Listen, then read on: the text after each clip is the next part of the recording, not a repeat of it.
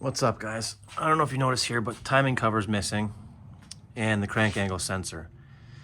And the reason why is because we're putting a new one on, different one. So here it is here. We're gonna be going from the stock Nissan crank angle sensor to the new VR sensor.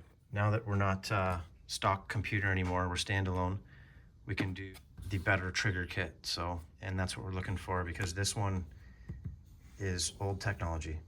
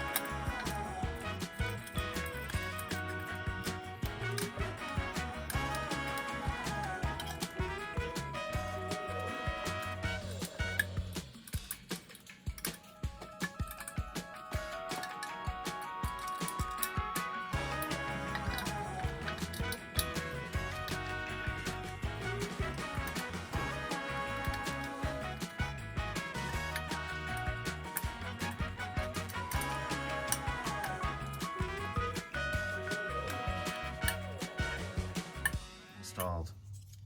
It took like, I don't know, maybe 10 minutes. Didn't take long at all.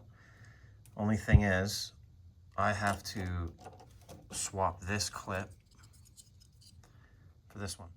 And I'll show you how I'm going to do that. I have the wiring diagram written down. Basically, it's A, B, C, D on the stock crank angle sensor. And I'm looking for the trigger wire. And she'll just clip right in here. And we'll be good. So I'll show you how I'm going to do that next.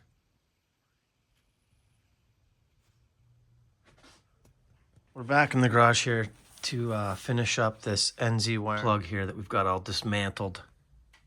And I've got 3 of the 4 pins already done here.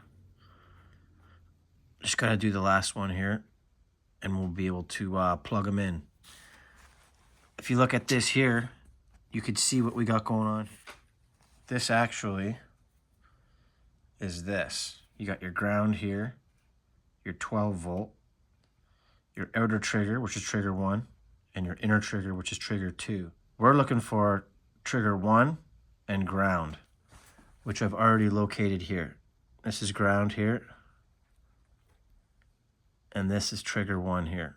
So once I get this guy clipped off and the new pin on, we'll plug them in the right order, and that's done.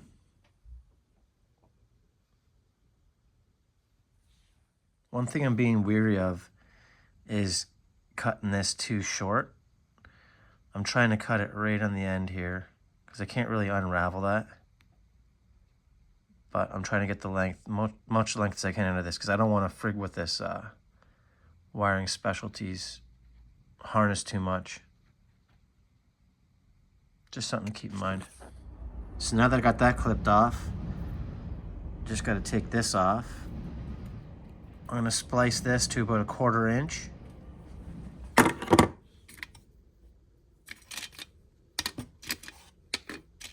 You gotta be kidding me. It's gone. Oh, there it is. Ha! Then we'll put this new little black rubber on and crimp this on. It will be good to go.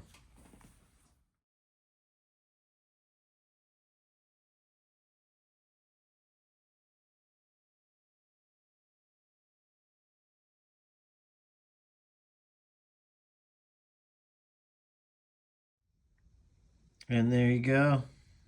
There are the new pins. Sexy as all hell. Yeah. So, gonna put the plug onto them, and then we'll plug her in. Plug it in, plug it in. So looking at this now, we're gonna want to put this plug on here. If you look in there, you can see that you have two pins. I know the bottom pin is the ground, and the other pin is the trigger one, because I was kind of in contact with NzWiring. So putting this plug on here, I know that that's the bottom one, which is the ground, and this one is going to be my trigger one. I don't even really have to put the other wires into this plug. But yeah, I'll just throw them in just for fun. Anyways, let's do it. I'm trying to get the inaugural insertion of all four here for everyone. I don't know if it's gonna work. I don't know if it's gonna work with one hand, but no, I'm gonna have to do it individually. And they all snapped in with two hands. I just got to poke those little plugs in, and that's it. I don't know if you could see here, but you could see the pins inside there. We've got full penetration, boys. There you go.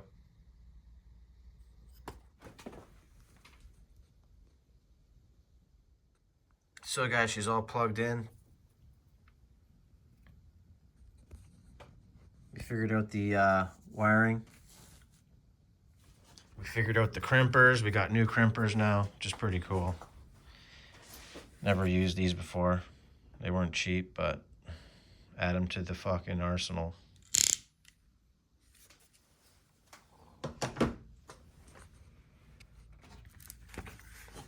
So for those of you wondering why I actually had to even do the plug, the reason being is because I ordered the wrong kit. I ordered the RB trigger kit, which it looks like they're the same because it comes RBCA, but it turns out the faceplate and obviously the plug are different. So what I had to do was I had to bring it down to a local machine shop, and I had to remove 2.5 millimeters off the faceplate legs. That way the sensor is a certain distance away from that cam gear that I installed on the exhaust cam there. Rather than make it the problem of the person I ordered it from, I thought I'd make it a little bit of a learning experience for myself. So shout out to PT Motorsport Electric. I think that's where I got it from. And also Jeff Piercy at NzWiring, because without him, I wouldn't even have known how much to take off on the lathe. And also he helped me out to determine which was the ground and trigger wire for the plug itself. Anyways, thanks for tuning in, guys. I know we haven't seen this engine run yet, and I haven't even seen this engine run yet on this new standalone computer. I did have it running a couple summers ago on a Horsham Development Stage 3 chip, but it just didn't seem to run properly. I couldn't get it to run great. It was kind of overfueling here and there. So we have upgraded to an ECU Master Black, and we're hoping to hit the dyno this summer. So stay tuned because it's going to be pretty dope. Thanks again. Peace.